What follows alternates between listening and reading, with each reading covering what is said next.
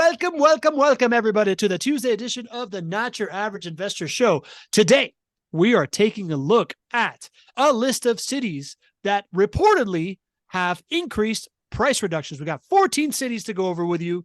We're looking at a couple of disturbing trends. This idea of millennials, 1 in 3 millennials not feeling like they're ever going to reach a comfortable retirement.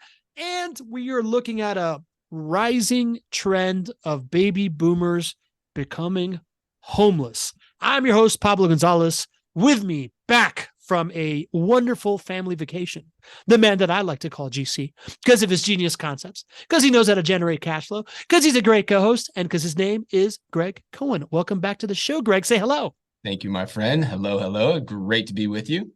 I am sorry I'm not in studio today. As you know, Thanksgiving, we celebrate up in North Carolina here with my family, but happy that you are back in the U.S. and, driving our GDP up and stuff like that, what you do when you're here. Yes, exactly. I mean, huge seismic shifts in GDP now that I'm back here. Massive. Yeah, man. Actually, the economy does seem like it's doing some things, but that is not what we're going to talk about today. I think today's a good opportunity, GC, before Thanksgiving to just be thankful for the community, be thankful for the members of the Not Your Average Investor Show here. This is our last show before we are officially in the holiday season. And I just want to say that I'm grateful that we've gotten to do this now, man, for going on about to be 4 years here, buddy. Can you believe that? We're like getting ready to go to kindergarten here. No, you're right. This is what a special thing that we get to do. And it's special because of the people that we get to share this time with. So big thank you. I want to wish everybody a very happy Thanksgiving. Lots of special time and memories with the ones that you love. And thank you guys for being here. We're going to have a great show. And speaking of people here, GC, what do we always start off with? The roll call, baby. The roll call, baby. We got the MVP leading us off. Mr. Lee Bishop. We got Walt Hart from Middleburg in the house with a hey, guys. We got the ringmaster. Andrew Barnhill. We got John Moran from Port St. Lucie, Florida. John is back. We got the early bird in the house. Dean Curry. Leadoff hitter batting, I think, 6th today. It's all right. He's still in the starting lineup. That's John Henning. John Henning in the starting lineup. We got our favorite fee-based fiduciary financial advisor friend in the house. Miss Kelly Barenbaum. Good to see you, Kelly. Barenbaum. We got Matthew Edwards from Virginia Beach, a city that we're going to be talking about today. There you go. All right, Matthew. We got the regulars, Gary and Rosalind Riley from Marietta, California. We regard you. Good to have you in the house. We got the Shaw man in the house from the West Coast. Nadeem Shaw. We got the Mountain Man. Billy Green from the pristine, snowy, white blanketed mountains of Colorado. That sounds majestic. We got Pamela Myers from the Seattle area back in the house. Right. Pamela, good to have you. We got Lita Song back in the house from Minnesota, who always greets us as beautiful investors. Lita, good to have you back in here. Who else we got in here? Oh, we got the Maven from the mountains of Denver. Leslie Wilson checking in from Baton Rouge, calling Baton Rouge, Leslie Wilson. We got the mama bear of the show, past star of the show, host of the show while you were gone. How about that, huh? Stepping in, crushing it like she always does, Miss Cody Adams. Miss Cody Adams in the house. We got Randy Dunn in the house, wishing everybody happy Thanksgiving. Good to have you. We got Big Papa in the house. I love it when he calls him Big Papa. Pops, how are you? Good to see you, my friend. J. Cohen, Greg's dad. Always good to have him in here. Throw your hands in the air like a true player. We got the first family of the Not Your Average Investor community, the matriarch and patriarch, Carolyn and Ken Moline. We salute you. We've got the patron Santorios of the community checking in here. Michael Santorios. Mitch from Baton Rouge as well. Mitch, good to have you in here. So close to Leslie. There we go. Love the Baton Rouge connection.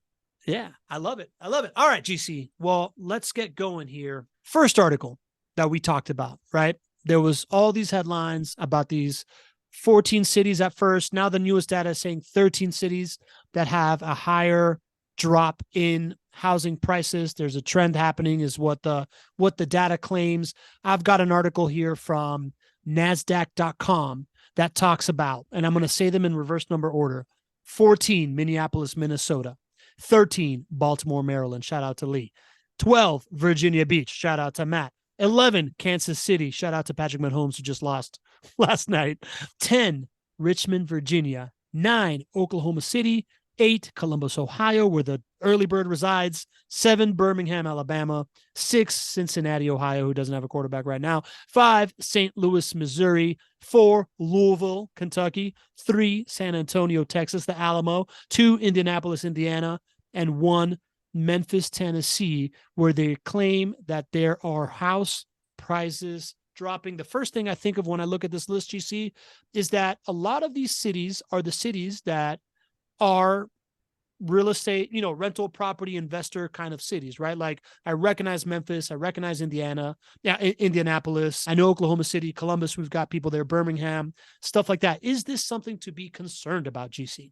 Well, I think, how I love Jacksonville, Florida, and those other cities compete for investors who choose to put their monies in different markets in which to invest. And this would be an easy time for me to jump on with the headlines and say, oh, geez, there are problems in these other markets. But guess what? This is a non-story. This is a sign of, reading the headline. I think this is a sign of the media running with any chance they get to talk about a potential market crash coming. So we have been talking about that for a while, and we have been around for long enough together in this community to see that these warnings that the media has given have not come true, and that home prices have not fallen. But you can see that anything that talks about potentially home prices going down gets clicks and gets eyeballs, and so there is a penchant for these types of stories. But what you actually have to do is read the reports, and not just read one report, but actually read multiple reports. And if you actually read multiple reports, you see a couple of different things. Number one, actually just reading the first report, what you find out you see the information at the top of the report, kind of the most important parts of the report, and this percentage share of price reduction is nowhere to be found. In the beginning of the report, they're talking about things like inventory, the number of unsold homes, the number of new listings. They're talking about prices. They're talking about days on market. They're not talking about this percentage share of price reductions. It's actually all the way down at the bottom. It's a part of every single report that Realtor.com has put out. And they always talk about this percentage share of price reductions. But when you look at the things that they actually think are important, here's what they have to say. So inventory this month versus last month, and inventory year over year down. When inventory is down, that means that there is a higher floor for prices.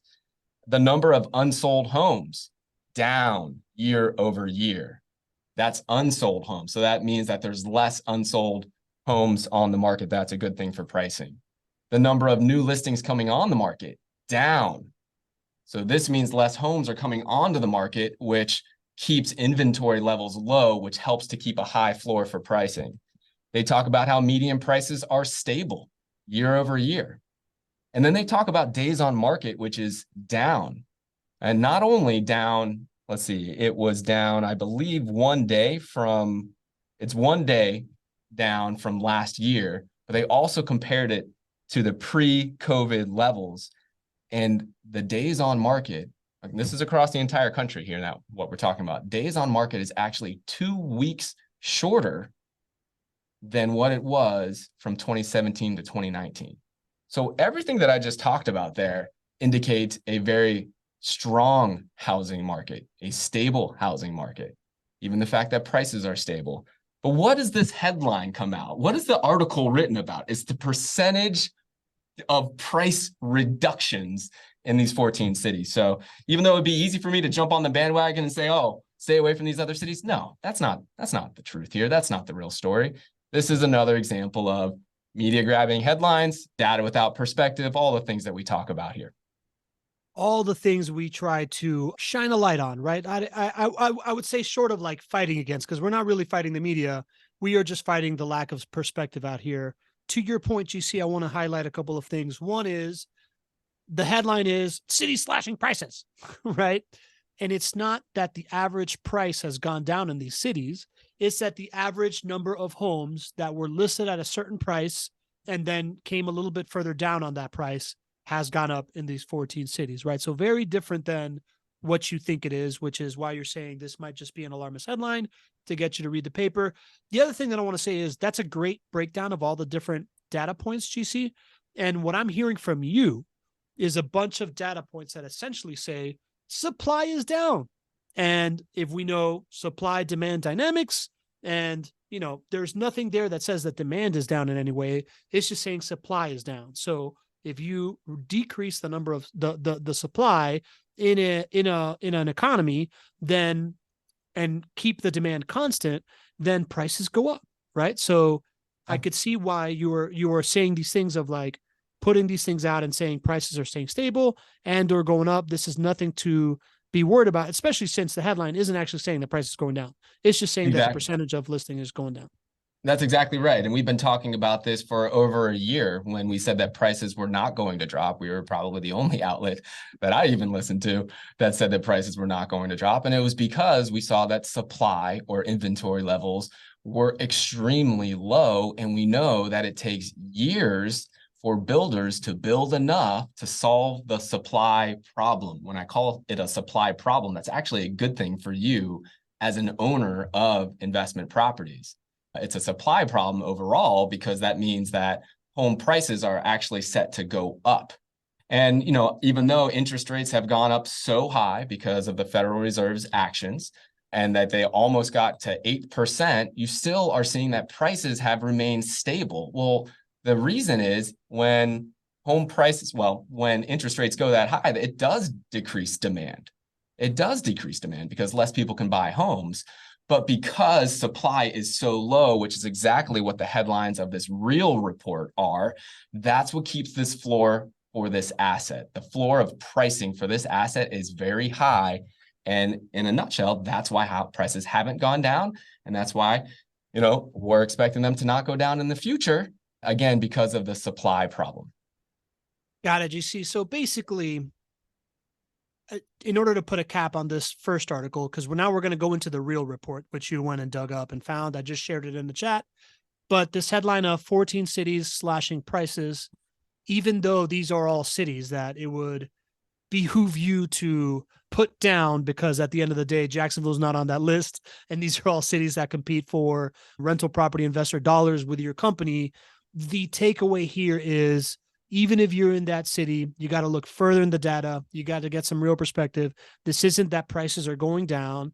This is that there's been in one report, there is a stat that always gets reported of percentage of decreased from listing prices going down.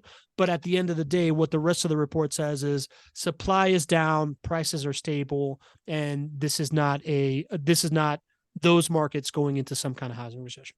Yeah, exactly. As if I'm putting my investor hat on, this headline that I saw about the percentage share of price reductions going up a tick of a point in some of these cities does not even it's not even on my radar of where I would decide to put my money. Now, I would choose those different markets based on other things like population growth, like the ability for all 5 profit centers to benefit you, like the vertically integrated team to support you. And that's why I would lead you to invest in Jacksonville, maybe other than some of these other cities, but not because of this report or this, headline that, 14 cities are slashing prices.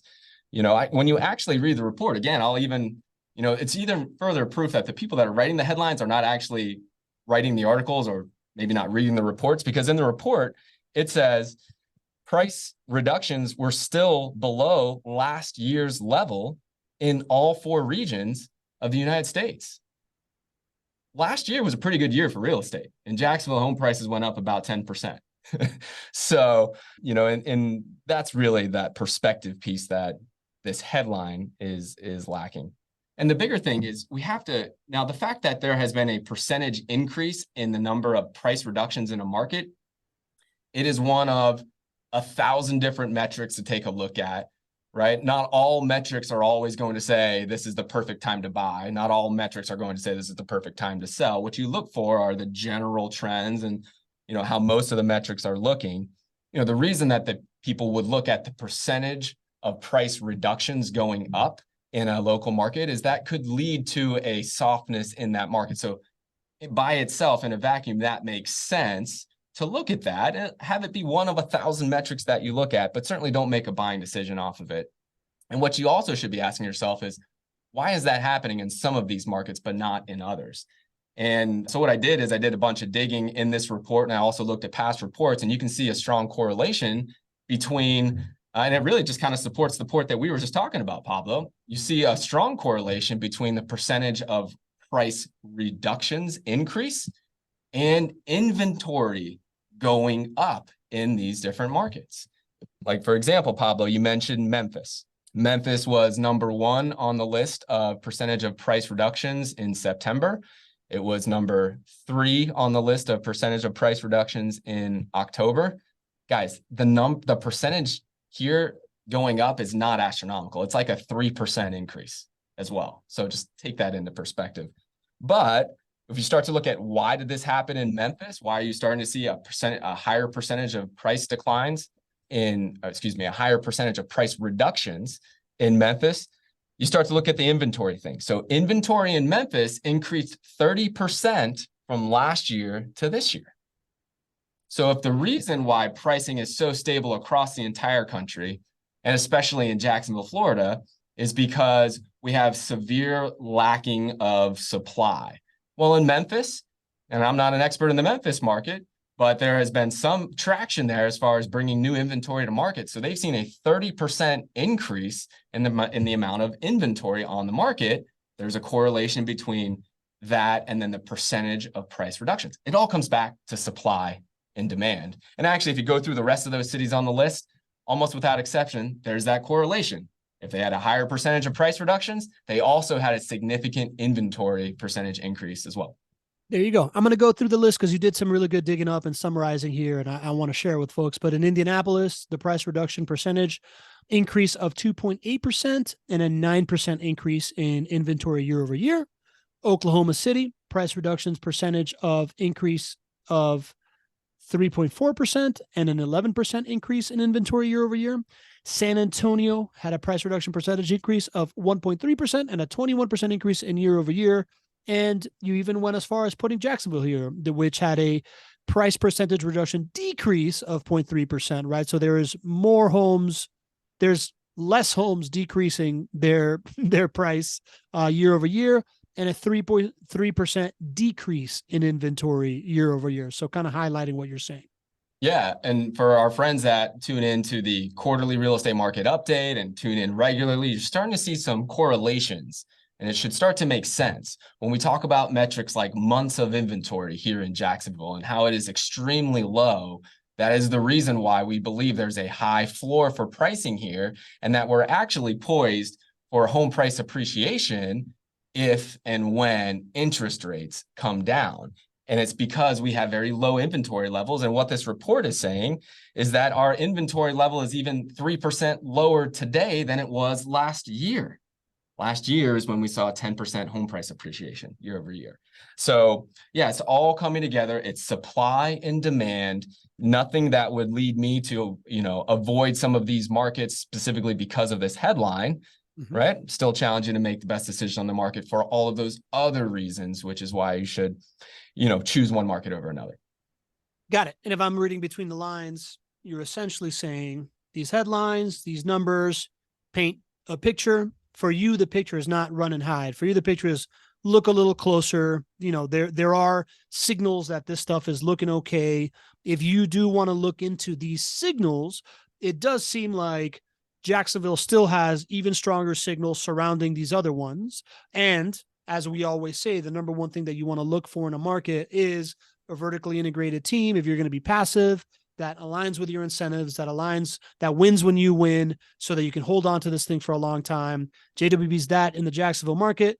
And if you like all of that, right, and if you are in the market for this, you're looking at these other cities, take a look at JWB as well and Jacksonville because of these indicators and because of the team. Go to chatwithjwb.com, hop on a call, get that process started. We had a show last week about kind of like what that first call is like and the questions that you ask. It's a really useful experience. So chatwithjwb.com, schedule a call there. GC, we've got a couple of questions right now. You ready for a couple questions? Of course. Randy Dunn is asking, how will this impact taxes as we are seeing year over year increase in taxes in Jacksonville? Yeah, taxes are going to go up. If prices go up, taxes go up because your property taxes are a function of the tax assessed value. and also the millage rate. And what the city uses for their tax assessed value is really based on what the market value is. So it is one of those things that happens when home prices go up. But do you win when that happens? Absolutely. Your home price appreciation gains are thousands of dollars more than your additional property tax burden. And now there's a difference between your home price appreciation gains, your equity, right? You don't feel that in your bank account today. You feel property taxes going up, but you know what you also feel is rents going up on that property as well. So just be prepared and kind of root for taxes to go up in a sense, because that means that generally speaking, your homes are going up in value and your return on investment expectations are being hit and probably exceeded. So that's kind of the way it goes. Got it. So taxes going up is part of the game. If taxes aren't going up, something is kind of wrong, right? Because you want your property values to continue going up. Yeah. And it's a matter of having the right mindset around, hey, at the end of the day, I'm building this wealth. Rents are going to go up as well. So cash flow isn't going to be that affected, hopefully. And at the end of the day, you're in this thing to retire comfortably, and you want to be as wealthy as you can when you do that, right? Well, yeah. And I was just going to point out that I know what it's like to live in a time when the property taxes decrease. You know of a time when property taxes decrease here in Jacksonville, Pablo? Great Recession? Yeah, the Great Recession. Yeah. So home values went down about 30%, 35%, and property taxes went down. But I can guarantee you people are happier today with home values going up like they are and property taxes going up than the opposite. All right. MVP Lee has a kind of like a hot potato question for you. I'm gonna lob it over to you, see how you do here, GC. Lee, as you know, lives in Baltimore. Baltimore is a predominantly Democrat city, and also he believes doesn't have great basic services, right? Due to lack of services. And as he reads the list of these cities, he sees that to be kind of a similarity. So he's asking, do you think that there's a correlation here, right? Like this idea of lack of basic services, government type in what is happening in those real estate markets? Nope. Never even crossed my mind, to be quite honest. I think it comes down, well, number one, the percentage of price reductions going up does not mean prices are going down. It just means the percentage of price reductions is increasing. You could have percentage of price reductions going up and home prices going up as well. So that's the challenge with a headline like this. It starts to lead to potential conclusions which are really not correlated. So, that's the first thing to kind of separate there. Then, pricing potentially going down or going up, or migration or whatnot. I think we're making the leap from potentially prices going down to the reason for that would be people leaving those types of cities. I don't think we go down that path here. There's just not enough data to even kind of go down that path. I don't even know if people are leaving in some of these cities, to be quite honest. So never crossed my mind. I wouldn't put too much thought into it. Fair. Got it. So this, again, one of the problems with these alarmist headlines is that it makes us jump to these conclusions that we tend to do. It's human nature. And we're here to give the perspective, to be a calming voice, as you are, GC, in these types of decisions. All right. We ready to move on to the next headline, buddy? Absolutely, brother. Next headline, I'm going to share it in the chat in a second, but essentially it is saying 1 in 3 millennials don't think that they'll retire. And even though these findings might not be particularly surprising, what's more telling in this article is that millennials actually have the rosiest expectations out of all the groups surveyed. Gen Z comes in at 37% believing they will not be able to comfortably retire. Gen X and baby boomers responded at 57 and 54% respectively. GC, what do you say about that? My first thought was seeing all these commercials where we show people that are just absolutely enjoying retirement. And we have talked about how these commercials don't necessarily give you the path to retirement that most people actually need to take to get there. Specifically saying most people in these commercials think about a number that they need to have, a number that will allow them to retire comfortably. And we tend to think differently about that. It's about growing your passive income as far as, wealth. But what I've always assumed in those commercials is that comfortable retirement was accessible for many people, maybe not everybody, but for many people, or at least people believed in the idea that they could be one of those people in the commercial. So, what jumped out to me when reading this article is like, wow, the idea that many Americans have in their mind of retiring comfortably just does not seem to be the reality when you actually, talk to the majority of Americans today. And breaking it down by the different generations, I think is really telling because, for 34% of millennials to say, no, I don't see myself being able to retire comfortably. To me, that's the generation that should have the most hope to do this. Like if there is any generation right now that should have the most hope of retiring comfortably, it should be millennials. And Well, understand the good and the bad news, GC, is that they do have the most hope, but it's only a 34%, 34% don't have that hope, right? That is true. That is two sides to the same story. You're right. They do have the most hope out of these different cohorts, but overall, 34%, a third of them say it's not going to happen. It'd be really interesting. I was trying to find the data on what that percentage was 5 years ago, 10 years ago, and to see the differences over time. But, for over a third of people, and we're both millennials, you're like an ancient millennial. I am. I'm an elder millennial. You're an elder millennial. I'm on the upper end of the millennial bracket. So to think that, retiring comfortably wouldn't be possible for people in our generation a little bit lower is sad, really. And it shows that, people aren't comfortable with a lot of things in their minds. They're not comfortable with the amount of money that they're earning. They're not comfortable with the cost of living. They're not comfortable with the cost of living going up and increases. They're not comfortable with the cost of healthcare going up. They're not comfortable with they don't have enough capital to invest. And for the ones who do have the capital to invest, there's a lot in that number there that do invest, but they're not comfortable that those investments are actually going to pan out and get them to a retirement that's comfortable for them. So it exacerbates the need for a different type of thinking when it comes to retirement investments. I think people have been thinking this for a long time, that the status quo just simply doesn't work. And so when I see, a study like this, it's disturbing. It makes me think there's a lot of people out there that we can help and that need a lot of help because, I think if you play your cards right in this country, you should be able to retire comfortably. And a lot of folks who are playing their cards right don't feel that way. Yeah, man.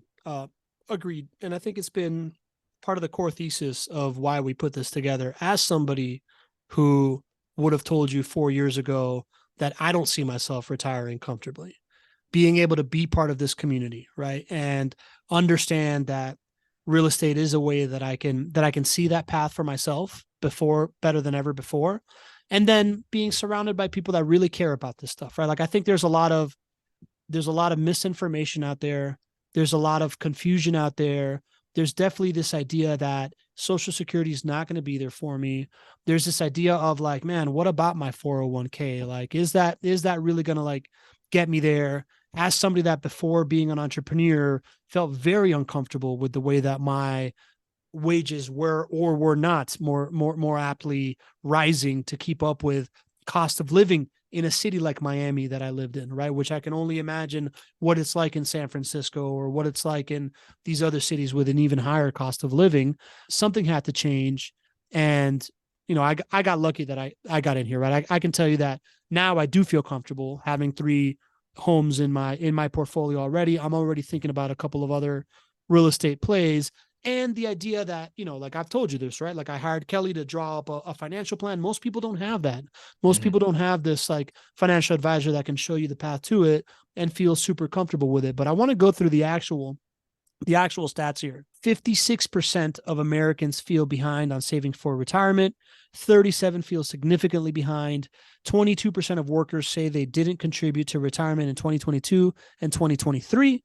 45% of Americans, it is unlikely they'll have enough to retire comfortably. And if we go through the generations, as we said, millennials, 34% of them don't see themselves retiring comfortably. Gen Z, 37% of them don't see themselves retiring comfortably. These are the 2 demographics that have the most time to like make up for this, right? The most hope, and they have time on their side. Then Gen X is 57% don't, and Boomers 54% don't, which I think is pretty alarming, man. Pretty alarming. On one hand, boomers and Gen X, it's been a tougher road when some of these challenges that we faced as a country, as an economy, happen closer and closer to retirement age. It makes it harder. So on one hand, it's it's a little bit more understandable that their percentages are higher. On the other hand, still got a lot of time to be able to get you to a place where you can retire comfortably. And it's not just your investment decisions. It's, a lot of that is, mindset, team, right? Education, investments, right? All of that, kind of a lot of those things that you just highlighted for yourself. Those are still opportunities out there. But I do think that it's been a tougher ride for a lot of our folks that are a little bit older and getting closer to retirement age. You think about the whirlwind with the last 3 years of COVID. You've got, the health concerns that were a part of COVID and it continued to linger. They had to deal with raging inflation that we haven't seen in 40 years. So that concept of cost of living increases going up dramatically. I mean, we had to deal with 9% inflation up until last year. So you start to think of that could happen again. And you start to think of everything that you spend going up by almost, 10%. And that's a scary sign. So just a lot of challenges. So I start to understand it a little bit more, but that same feeling of being able to help folks. I mean, we have so many examples here in the community of folks that are in the baby boomer generation or Gen X generations that have taken a hold of their financial well-being and have made decisions that are not normal, that are not average, and they've had a similar trajectory as you. I'm sure some of our clients were feeling like they couldn't retire comfortably at some point closer to, those types of ages. And now they do, right? And so it shows the value of a community like this, the value of courage for our people to be able to make decisions that otherwise are not normal, right? The normal approach is not to go and buy a portfolio of single family rental properties in a city that's probably 1,000 miles from where you live, but that combination has really paid off for a lot of folks. And so I'm equally excited to help those people.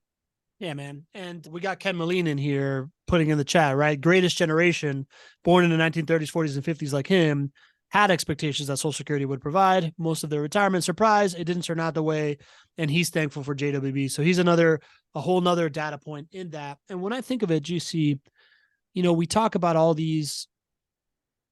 When you think of the things that millennials complain about the most, right, in this like intergenerational myopia that we all kind of have, and these like culture wars that I think likes to get stoked by the current state of affairs, we talk about this idea that, well, millennials have really just been squeezed at the wrong moments in their life, right? Like they graduated college either right before or during the Great Recession. So they weren't in like a place to buy real estate at that point. They reached their like peak baby bearing age right as COVID hit and all these things that are happening. And one of the things that millennials tend to gripe about is this idea that baby boomers had such better opportunities when it came to real estate, right? Like that huge run up that happened before the Great Recession was peak take advantage of this thing for boomers. The COVID crisis was another moment where boomers were in this like state of like being able to take advantage of it.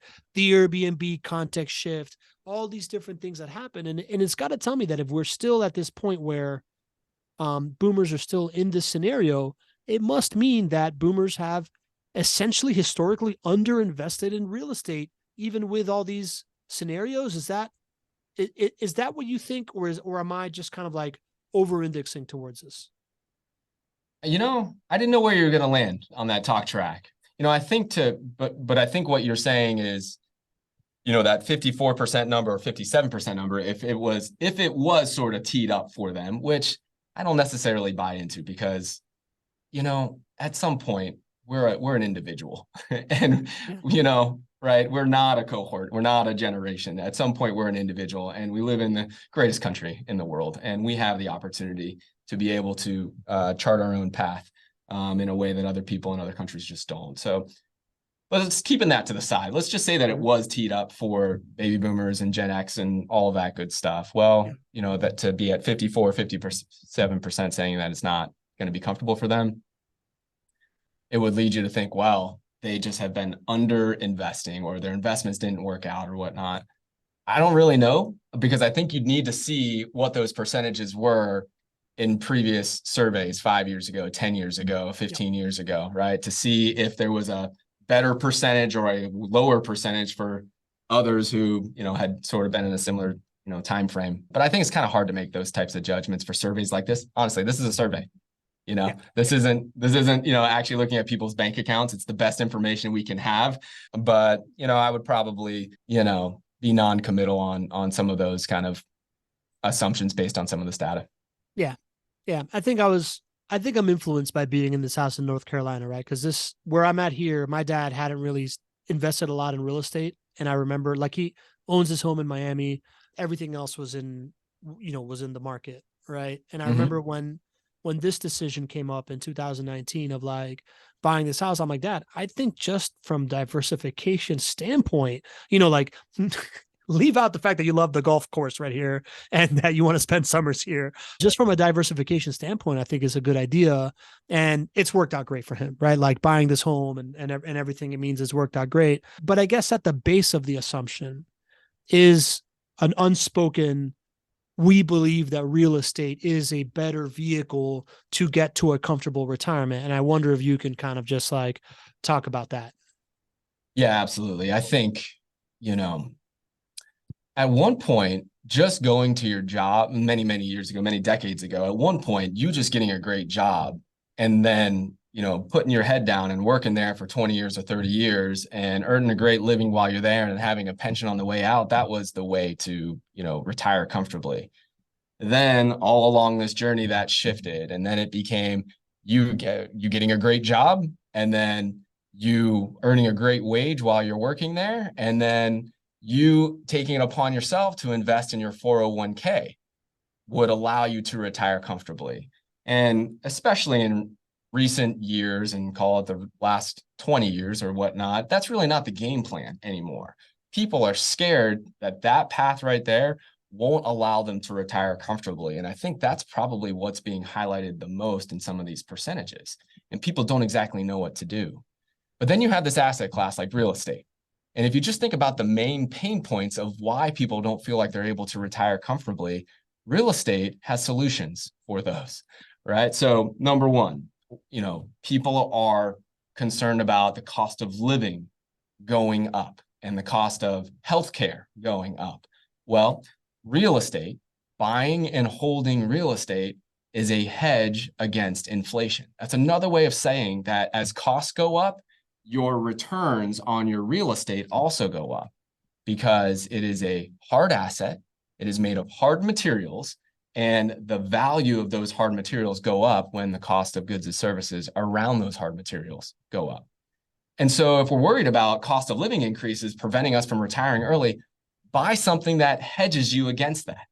That's called buying and holding real estate, single family real estate. Many people don't even know this too. You can actually buy real estate with your health savings accounts and your retirement accounts. So if we're specifically worried about healthcare costs going up, you can actually buy real estate with a health savings account. If you need more information on that, you can Google health savings account. If you want to talk to my team about how you can actually use that to invest, go to chatwithjwb.com. Same thing with retirement accounts as well. So real estate checks those boxes. You can get into investing in real estate early on because there is a bank out there that is willing to let you borrow 70 to 80% of the cost to get into owning this asset. So you get to benefit from the 5 profit centers as they get better and better over time. So all their assets don't have a bank or a lending institution set up for you so you could borrow 70 or 80% of it. You got to have your own money. So, that's set up for success when it comes to real estate. So it also provides cash flow. Again, this idea of you having a number in order to get to retirement, I don't think people generally believe that anymore, because at the end of the day, when you're answering a survey like this, you're saying to yourself, how much income do I have? And how much does it cost for me to retire comfortably? And what better asset out there that provides way better gross cash flows when you need it? gross cash flows, meaning that the rents go up over and over and over. In Jacksonville, call it 3.5% per year. But also, when you need it in retirement, that loan is paid off, right? So a bank lets you borrow 70 to 80% to buy it, and then your residents pay that off so that when you need it in retirement, real estate, single family rental properties are that vehicle that really kind of take on all of these major challenges that are concerning people in our country today, as far as being able to retire comfortably. And real estate's like, you know what? I got that. Don't worry. I got that. I got that. Right. That's how I feel about single family rental property. That's why I'm so motivated to be able to help other people do it too. Love it. So that being said, I don't think we've ever done a show on investing in real estate with your health savings account. I think that's something to put on the board, man. Because I'd be very interested in finding out more about that. And also, anybody that's out there that doesn't want to wait until we put a show together about it, you want to find out more, you want to kind of start dipping your toe in it, or take the conversation to the next level, go to chatwithjwb.com. We just did a show last week talking about what that first call is like, and it's really just kind of understanding where this fits for you, and the idea that if you ever want it in your portfolio, it's good to just get that conversation going with a couple of experts so that you can start mapping out to where that, where you need to get to get there, and or you may uncover a couple of things on that call that might get you there a little sooner than you think.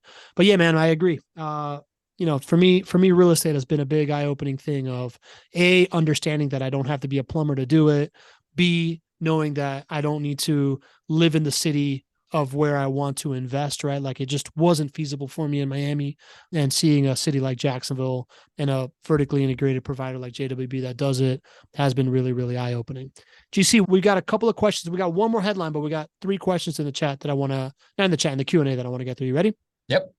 Ride Along Raj, my ride along partner for the tour, Raj Bantu asks, builder concessions, interest rate buy downs, sellers paying for closing costs, free upgrades, etc., are not factored into sales prices. How do they impact the effective sales prices? A really great point, Raj. And it's one of the reasons that home prices have not gone down as well. So what Raj is talking about is, especially builders are making strong concessions when it comes to selling their homes. The concessions they're making today are not as large as they were making, call it 6 months ago or a year ago, but call it a year ago, when you went to go and buy a new construction home, the builder would offer large rate buy downs, pay for your closing costs, other types of things. So Raj's question is, how does that affect the effective sales price? How does that affect the overall market median home sales price? And the answer is, it doesn't. It doesn't. So when you're thinking about a median home sales price in a market, the stats that I reflect are all from the multiple listing service, and that's based on what the actual sales price is.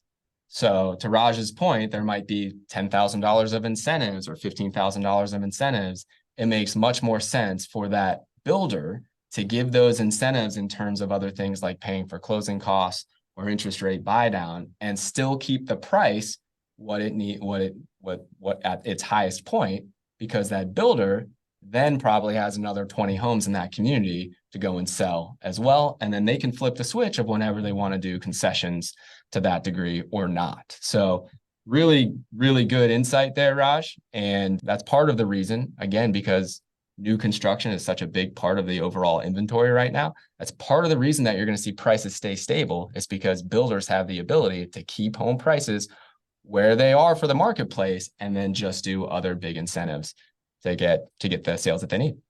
There you go. All right. Roger Evans has a question. GC, I am curious, do you know the stats on what percentage of people currently rent in Jacksonville? It's higher than most cities, but I don't have it off the top of my head right here, but I'm going to write it down. And the next time that we jump on the show, I'll have that ready for you. Let's go. BJ McKay's got a question. Does JWB have a formula for rent increase in relation to property tax increase, or is it market based on rent trend and vacancy? So BJ is asking, do we have a formula for rent increase in relation to property tax increase, or is it market-based rent on rent trend? So I'll answer it kind of 2 ways. Overall, the formula for expected rent increases is based on what the market has done over the last 30, 40 years. So our formula based on when you choose to buy a property is based on data from many, many decades. And that's 3.6% expected rent increases per year. So 3.6%. When it comes to actually renting BJ's property out, BJ's a client. When it comes to actually renting his property out, let's say after our property turn, we don't use a formula. We use something better than a formula, which is the comparables in that actual neighborhood for what's renting today. And because we manage almost 6,000 homes now, we have those data points in that neighborhood to see what rented out last week, what rented out 2 weeks ago, what rented out yesterday, comparable homes in a very small area. So we get very specific when deciding the rents that you'll be able to achieve for your homes. All right, nice, GC. Better than a formula. All right. Speaking of better, the better Gregg number one, Gregg Stone's got a question here. How does owning rental real estate impact qualification for some of the retirement things like assisted care? Doesn't the government require the spend down of personal assets first before Medicare or Medicaid can be invoked? Or are you saying that as long as you have enough passive income that you shouldn't worry? Let's keep that question there. And listen, there's a reason he's the better Gregg, because he has better questions than I probably can answer here. So I don't know much about how real estate impacts the qualification for things like assisted care. I also don't know much about the government requiring a spend down of personal assets before Medicare or Medicaid be invoked. So sorry, I won't be able to help you out much there. But I think the main question you're saying is, why am I suggesting that real estate is going to lead to a chance of you having a better retirement and you being able to retire comfortably? And it's for the simple fact that, real estate over time performs better. It performs better when it comes to cash flow when you need it, and it performs better in terms of return on investment, and it performs better in terms of consistency. And so all of those things are documented. It's based in numbers, right? Those things happen. And when you subscribe to a plan, and you start to invest in real estate, and you buy and you hold, which is what we advocate here, what you find is that this asset gets better and better and better with time. And so when we start to actually map this out, we can start to see, what are your cash flows going to look like in 10 years, in 15 years, in 20 years? In fact, Pablo and I were just talking about the next real estate portfolio of the week show, which we're going to be doing here. We're going to have to wait until next Thursday because we'll all be celebrating Thanksgiving with our families this Thursday. But I'm actually going to break down in the decades of ownership what your cash flows look like, actually what all 5 profit centers look like. And so I think that would really bring a lot of kind of insight and attention to why I believe real estate is a better vehicle for you to have a comfortable retirement. It's because it's better right off the bat than a lot of other choices out there, but it gets better and better and better with time. And other choices do not get better and better with time to the same degree. And I think it's really going to surprise you when you start to look at the type of cash flow you'll be earning in years 10 through 20, or even years 20 through 30, should you decide to last that long. So, this just simple methodology that I've been subscribing to for almost 18 years now in this business, and many successful investors before me have been subscribing to it for decades and decades and decades. You buy an asset, you buy real estate, and you hold. And you surround yourself with a team that makes it an enjoyable experience for you so that you can enjoy holding on for 10 years, 20 years. That's the key. And then you just start stacking assets. You start stacking assets, and then you wake up in 10 years or 20 years when it's time to retire, and you look and you're like, wow, I didn't realize that my loans had been paid down so far by my residents. I didn't realize that my properties had appreciated so much. Like, guys, sometimes when I put these stats together for you and I show you what this is going to look like in 20 years, I put the stats together and I'm like, really? It's going to be that much? And then I have to go back and I have to spend like 30 more minutes going back and making sure that the numbers really are justified, going and checking myself, because I look at what it's going to look like in 10 years or 20 years. And I'm like, are my rents really going to be that high if it goes up 3.6% per month, or excuse me, per year? So yeah, so you got me a little bit on a soapbox here, but that's really why I'm an advocate for buying and holding single-family rental properties, specifically to help you retire comfortably. It's because, I've seen it firsthand, and I've been able to help others do it, whether they're 30, whether they're 40, 50, 60, 70, 80, right? We have everybody like that here in this community, and everybody's been able to be successful with it. So I think we can do it for all of you out there too. Oh man, I missed Soapbox GC so much when you were gone, bro. Great, great Me question, too, Greg. brother. I'm a They big don't fan have of they that. don't have a forum for this in Portugal, which is where I was with my wife. She doesn't like this forum because she's only heard it for the last 12 years we've been married. So You could have just stand up in the public plaza and be like, "Hear ye, Portugal, hear ye." All right, man, excellent. I kind of lost track of here. Mike Foster put in here, Mike, you're only talking to us because it's hosts and panelists, but I want to say this: in preparation for elder years, it is worth investigating long-term care insurance as an alternative to spending down your assets to qualify for Medicaid. So I think that seems like a good suggestion in there. GC, we got one last headline. I want to just kind of like hit it real quick. And we found another article talking about this. Feels like the Boomer Show, right? Talking about how homeless single adults aged 50 and older are on the rise. Boomers are becoming homeless at an alarming rate. Out of the homeless population, made up of 11% of single adults aged 50 and older. 2003, it was 37%. Now in 2023, it's 50%. So baby boomers are particularly vulnerable to this. What do you think about that headline? those stats shocked me. Yeah. I mean, to think that, in 30 years, it's gone up from 11% of the homeless were 50 years or older, and now it's 50%. It's a real problem. And, it's interesting because in the prior talk track, we were sort of talking about how baby boomers overall maybe had it better than another generation, because you could easily create that narrative because of the things that you shared. And those were all very real. But then at the same time, baby boomers have had a real tough time, if you call it over the last 20 years, really, in the last 15 years for sure, right? You've had multiple recessions. Again, cost of living increases, cost of rents and home prices, which is particularly acute for this study and this problem right here. Cost of rents and home prices are at an all-time high and have gone up incredibly high over a short period of time, which can lead to homelessness. Supply of housing is very low, as kind of putting all these topics together. Now it's really hurting our folks that are on the fringe as far as being homeless, that are over 50 for sure, because housing is incredibly low in supply. And then what I also read, which I wasn't as familiar with, but the supply of low-cost assisted living centers is very low as well, due to labor shortages, inflation, and reduced funding for our low-cost assisted living centers. So I had no idea that it was this big of a problem for our folks that are age 50 and older. But, at the same time, it makes sense when housing affordability obviously drives homelessness. And the folks, especially that are 50 and older, who are sort of living on the fringe or on the edge the last, 10 years, especially if you didn't own real estate the last 10 years, you've just seen costs go up tremendously.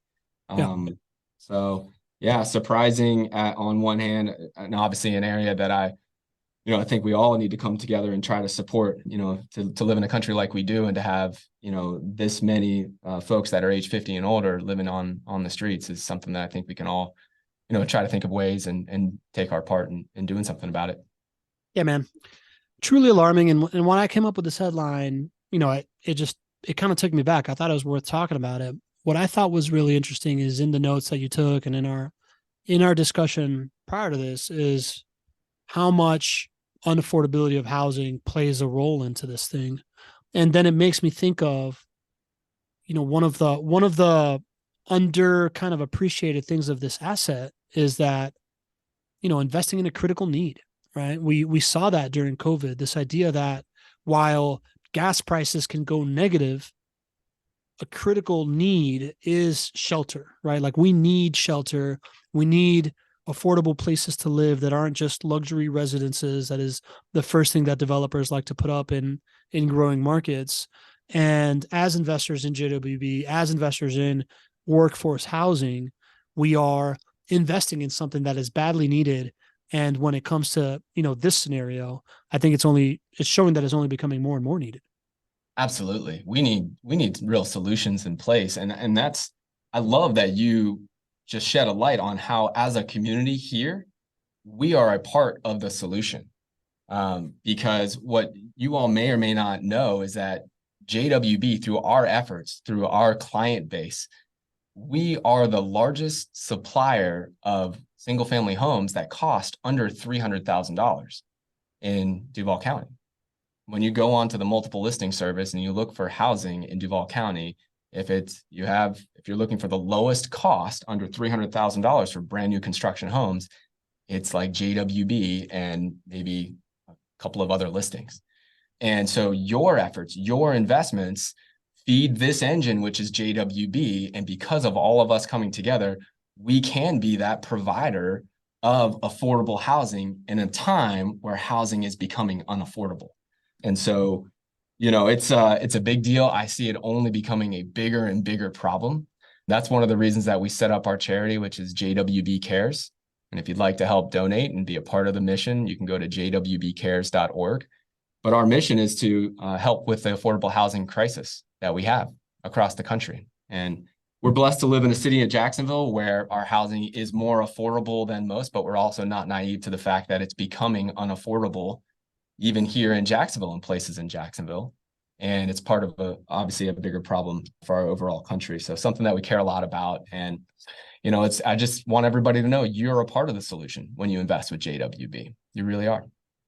I love being part of the solution, man. And anybody that is out there that wants to allocate some of their portfolio into the solution, chatwithjwb.com, I think goes without saying. Get on the horn with the team. GC, 2 questions. I don't know how quickly you can handle those, but maybe if it's not quick, you can tease it for a next episode. First one by the patrons. Actually, I'll go in reverse order. BJ McKay asks, are any of your new builds including mother-in-law suites attached? I don't think so. I'm just going to go with the no on that one. Maybe a couple, but we build 400 a year. So probably not any, and maybe 1 or 2. Gotcha. All right. Patron Centaurus of the community. Michael Centaurus asks, Gregg, your thoughts on the Federal Housing Finance Agency, FHFA, looking to put nationwide rent controls in place? Let me do a little bit more research on that one. Been away for a week and I haven't read anything on this one. So Michael, if you want to send over an email and give me an article to read, I'll take a look at it and be ready to rock and roll for the next time we get a chance to chat. Sounds good. There's been a couple of interesting things that have happened in the FHFA that I'm actually looking into too, GC. So some stuff I want to talk to you about as well. I think it lends itself well to a Not Your Average Insights episode coming up here soon. Next week, we are doing a couple of very interesting episodes. The first one being a question that comes up in the community all the time. And we know that when we do a show about something that you ask more than once, you show up in droves. So we're really excited for it. It is should I sell my rental property ahead of a big maintenance expense? GC is going to dive deep into that, right? Like this idea that somewhere between 10 to 20 years, you're going to start looking at that roof. You're going to start looking at the HVAC. And if you've been investing with JWB since the early days, you're coming up on that decision, right? So we're going to take a deep dive into how to best make that decision. And then Thursday, like you said, we're going to talk about the profit centers across the decades, which has a better title than that. But since we're here in the communities, how much more you make as time goes on, the definition of investing in a fine wine that gets better with time. But for right now, I think the message is gratefulness. As we come into Thanksgiving, we are grateful for you, our community, those of you that show up here week in, week out, those of you that check in every once in a while, those of you that are here for the first time, those of you that partake that you don't. You really make this thing worth it for us.